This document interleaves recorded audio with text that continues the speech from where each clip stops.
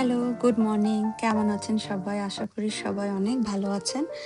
আজকে অনেকদিন পরে আরেকটা নতুন ভিডিওতে আপনাদের সবাইকে স্বাগতম জানাই। আজকে আপনাদের সাথে শেয়ার করব আমাদের থ্যাঙ্কসগিভিং ডেটি কেমন কাটলো তারই ভিডিও। আমরা থ্যাঙ্কসগিভিং সেলিব্রেট করব আমাদের এক দাদার বাসায়। উনি প্রত্যেক বছরই থ্যাঙ্কসগিভিং সেলিব্রেট করেন এবং খুব ভালো টার্কি বানান। তো আজ সেই টার্কি বানানোটা কিন্তু কখনো দেখিনি, মানে প্রতিবারই উনি বানান আর আমরা বিকেলে সবাই যাই, যেয়ে খাই।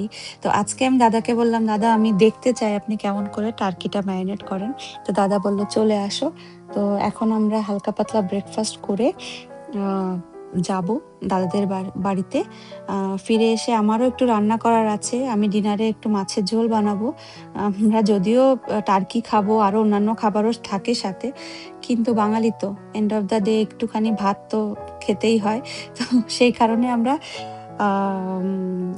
আমেরিকান ডিনারের সাথে সাথে বাঙালি ডিনারও খাবো।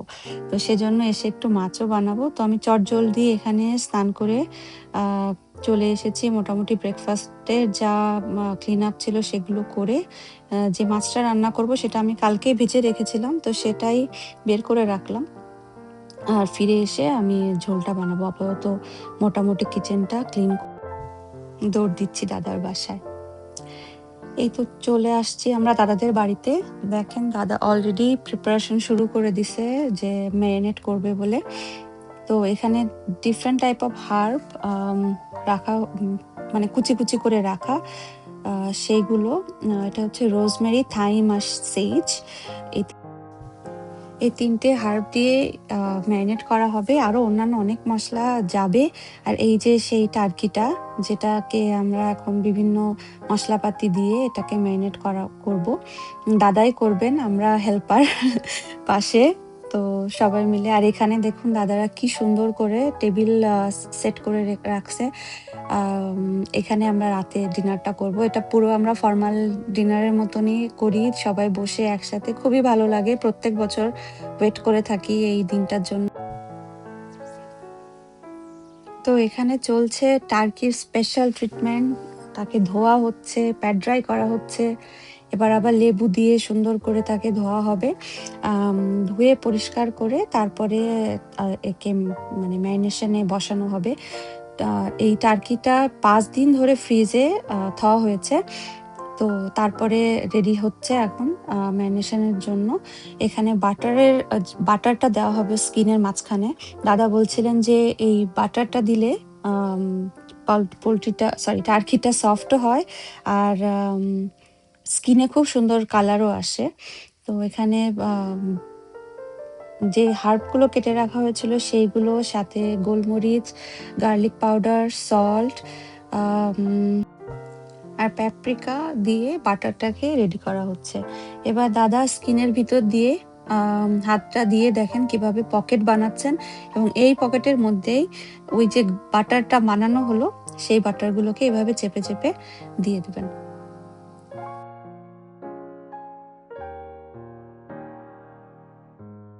আমরা এদিকে সবাই দাদার চারিদিকে বসে দাদারে কাজ করা দেখছি, গল্প করছি, মজা করছি। এগুলোই আসলে মানে বেশি মজা। খাওয়া তো ঠিক আছে, অবভিয়াসলি খেতে তো সবার ভালোই লাগে। কিন্তু এই যে সবাই মিলে আনন্দ করা, জিনিসটাকে রেডি করা খুবই ভালো লাগছিল। আমি ফার্স্ট টাইমে দেখলাম কিভাবে টার্কিটাকে অ্যাকচুয়ালি রেডি করে।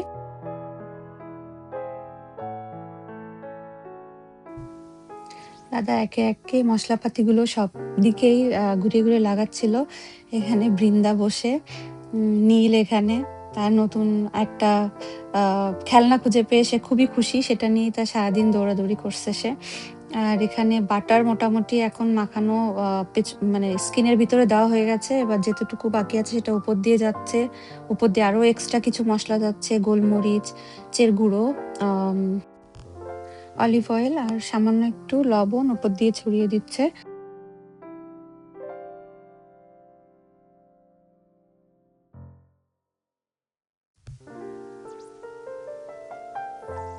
আবার উপর দিয়ে একটু গার্লিক পাউডারও এখানে দিয়ে দিচ্ছে।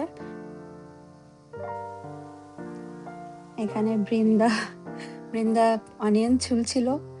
তো মোটামুটি চেষ্টা করা হচ্ছে সবাইকে ইনভলভ করার জন্য, যাতে তারা আনন্দ পায় আর মানে ইনক্লুডেড ফিল করে। তো এখানে স্টাফিং এর টাইম এখন। তো দাদা বলল বৃন্দাকে দেওয়ার জন্য। তো ওর মানে চিকেনের স্টাফিং করতে তার খুব একটা ভালো লাগেনি, বাট এই ফার্স্ট টাইমই করলো। আর এই যে এখন প্রো স্টাফার, এটা হচ্ছে দাদার ছেলে, ওই প্রতি বছর স্টাফিংটা ওর করে। এই এখন এর মধ্যে লেবু, সেলারি, গার্লিক, মানে আস্ত রসুন আর কি হাফ করে কাটা, সেইগুলো, গাজর, তারপরে যেগুলো সবজি ওখানে রাখা ছিল মোটামুটি সেগুলো যতটা সম্ভব ওর মধ্যে পুরো স্টাফ করে দেওয়া হয়েছে। তার সাথে অরেঞ্জও দেওয়া হয়েছে, যাতে এইগুলো ভিতর থেকে মানে ফ্লেভারগুলো ইনফিউজড হয়ে টার্কিরকে আরো বেশি ফ্লেভারফুল করবে আর কি। তারপর টার্কির পা দুটোকে সুন্দর করে বেঁধে আর হাতগুলোকে যে দাদা যেভাবে দিচ্ছে এভাবে ঘুরিয়ে দিয়ে পুরো সেট করে দেওয়া হচ্ছে, যাতে টার্কিটা সুন্দর করে বেকিং এর যে ট্রেটা ওটাতে বসতে পারে। আর এই যে নিচে এটা বেকিং এর ট্রেটা সাজানো, এতেও মোটামুটি পেঁয়াজ, গাজর, সেলারি, তারপরে আরো রসুন, এগুলো সব চারিদিকে ছড়ানো, মানে নিচ থেকেও ফ্লেভার আসবে, ভেতর থেকে ফ্লেভার, উপরে এত বেশি, মানে উপরেও বাটার আর মশলার ফ্লেভার সবকিছু মিলে টার্কিটা সব মানে প্রায় 5 ঘন্টা ধরে টার্কিটা কুক হবে। এবার এই যে আমাদের দিদি, উনি এবার ফাইনাল টাচ দিচ্ছেন, যাতে আরো যেখানে যে কোনো জায়গায় যদি মশলার কোনো রকম কিছু বাকি থাকে সেগুলো সাথে ঠিক করে যায় সব জায়গায়। মানে মশলা বলতে ওই হার্বস গুলো আর কি। আর এই যে দাদা ফাইনালি চিকেন মানে সরি টার্কি ম্যারিনেশন ডান। এবার এটাকে ওভেনে দেওয়া হচ্ছে। এবারে নিয়ে এখানে 5 ঘন্টা ধরে স্টিম নেবেন, মানে 5 ঘন্টা ধরে বেক হবে। তো আমরা এবার বাসায় চলে আসছি, আর আসার পরে দেখেন ঘরে ঢুকবে না। এই যে এগুলো স্নোতে একটু না খেলে তারা ঘরে ঢুকলোই না। আমি চাচ্ছি তাড়াতাড়ি আমার কাজটা শুরু করতে, মাছের ঝোলটা তো বানাতে হবে, তারপর আবার রেডি হয়ে সাজুগুজু করে যেতে হবে। তো এখন আমি ডিশ ওয়াশারটা খালি করে নেব, সকালে তাড়াহুড়োতে সময় পাইনি। তো সেটা না করে গেলে দেখা যাচ্ছে যে কিচেনের যে বাসনগুলো হবে সেগুলো তো আবার দিতে পারবো না। সেজন্য তাড়াতাড়ি করে ডিশ ওয়াশারটা খালি করে নিয়ে আমি কিচেনের জায়গাটাকেও একটু খালি করে নিয়ে তারপরে রান্নাটা শুরু করব। ভাজা মাছগুলো যেহেতু বাইরে বের করে রেখে গেছিলাম, এই জন্য ঠান্ডাটা মোটামুটি কেটে গেছে। এখন আমি ওর জন্য মশলা রেডি করছি।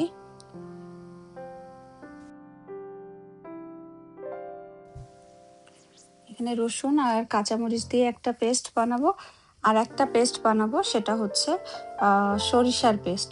তো এখানে আমি গরম জল, মানে গরম বলতে কুসুম গরম জল, তার মধ্যে একটু লবণ আর একটু হলুদ দিলাম। আর এই সানরাইজের যে মাস্টার্ড পাউডারটা পাওয়া যায়, এটা আমার কাছে ছিল, তো সেইটা একটু গুলে নেবো। এখানে চাইলে মানে রেগুলার সরিষাও দেওয়া যায়, তো আমার কাছে ওটা ছিল, ওটা ইউজ করলাম। এটাতে ফ্লেভারটা বেশ ভালোই আসে। আর এই যে রান্না করতে করবো কি, একজন এখন কোলে উঠবেন। বাচ্চারা আসলে বোঝে যে যেদিন তাড়াহুড়াতে থাকি সেদিন আরো বেশি তারা এখন কোলে উঠতে হবে তার। তো যাই হোক, কি করো, আগে তাকে সামলাই, তারপরে রান্না বান্না। তো ওনাদের দুজনকে নিয়ে আবার খানিকক্ষণ বসলাম, বসে তাদেরকে একটু সময় দিতে হলো, তাদের সাথে গল্প করতে হলো। তারপরে তারা কত রকমের কথা, এদিকে স্নো হচ্ছে, মানে স্নো দেখাচ্ছে আমাকে বাইরে, তো তাদেরকে সামলে টামলে আবার তারপরে কিচেনে ব্যাক। তো এবার আমি বেগুন আর আলু দিয়ে যেহেতু করবো, মানে আমার প্ল্যানটা আসলে ছিল শুধু সরিষা দিয়ে ঝোল করার। পরে আমি ভাবলাম যে একটু বেগুন আর আলু দিয়েই করি। তো যাই হোক, এখানে বেগুনটাকে একটু সামান্য লবণ হলুদ দিয়ে হালকা করে ভেজে নিলাম। তারপরে কড়াইয়ে তেল দিয়ে যে জিরেটা, মানে জিরেটাকে একটু ভেজে উঠায় রাখবো, এটা আমি রান্নার শেষে অ্যাড করব। তারপরে ফোড়নে এখানে রাঁধুনি দিলাম আর পেঁয়াজ দিলাম। যদি মানে এমনি রান্না করি তাহলে আমি সাধারণত আর পেঁয়াজ রসুন কিছুই এতে দিই না, কিন্তু আজকে যেহেতু একটু মানে সবাই খাবে আর একটু চাচ্ছি ডিফারেন্ট করে রান্না করার জন্য, একটু মশলা করার জন্য, সেজন্য আমি আজকে এই তরকারিতে পেঁয়াজ রসুন সবই দিচ্ছি। তারপরে একটু আলুগুলো দিয়ে ভেজে নিয়ে এই যে সে বাটা মশলা মানে রসুন আর কাঁচামরিচ যে বাটা সেটা দিয়ে দিলাম। তারপরে মোটামুটি কষে আসলে মাছ আর সরিষার যে ঝোলটা মানে জলটা সেটা দিলাম, সাথে আরো এক্সট্রা ঝোলের জন্য জল দিলাম। এবার আর কিছুই না, এবার এটাকে ঢেকে মোটামুটি সবকিছু একটু সিদ্ধ হয়ে গেলেই তরকারি রেডি হয়ে যাবে।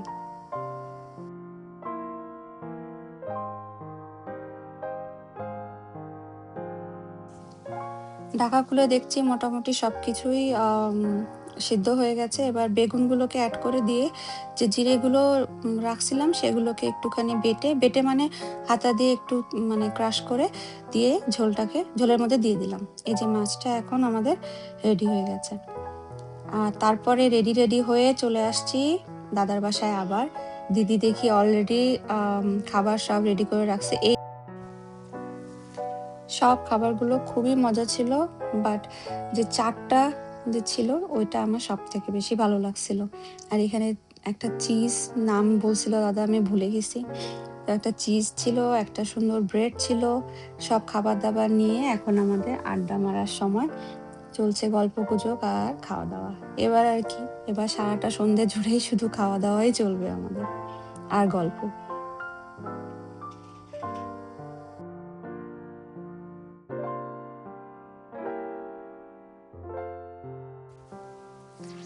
ফাইনালি টার্কি ওভেন থেকে বের হয়ে রেডি হয়ে গেছে। ওভেন থেকে অনেক আগেই বের হয়েছে। তারপরে ওটাকে দাদা একটু ফয়েলে মুড়ে রেখে দিয়েছিলেন। এবার এটাকে সার্ভ করা হবে, মানে সাজানো হবে তাকে সুন্দর করে, তারপরে এটাকে কাটা হবে।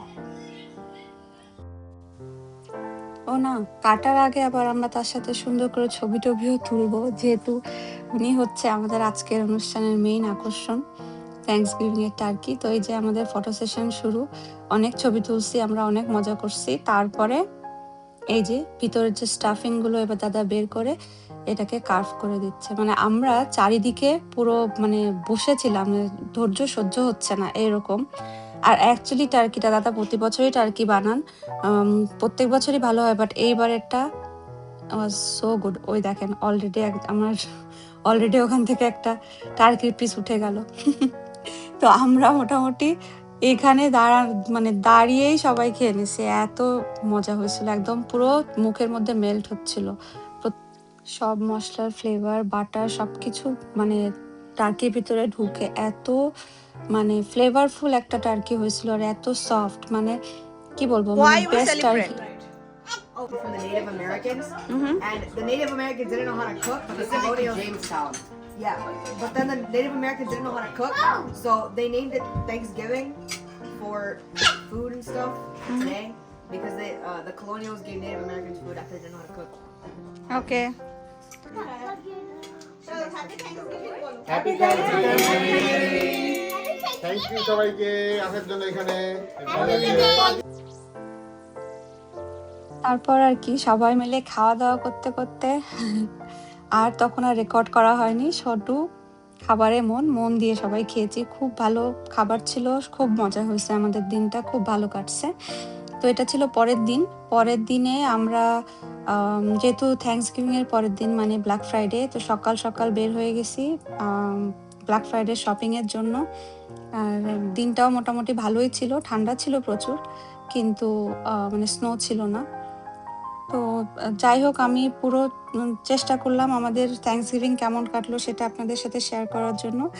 আশা করি আপনাদের ভালো লাগছে। যদি লাগে অবশ্যই একটা লাইক করে দিবেন এবং কমেন্ট করে জানাবেন যে কেমন লাগলো, আর কোনো সাজেশন থাকলে সেটা অবশ্যই জানাবেন। ভিডিওটা দেখার জন্য আপনাদের অনেক অনেক ধন্যবাদ। আবার দেখা হবে কোনো পরের ভিডিওতে। সবাই ভালো থাকবেন, বাই। এই যে আমার দুষ্টু বুড়ির কাণ্ড দেখেন।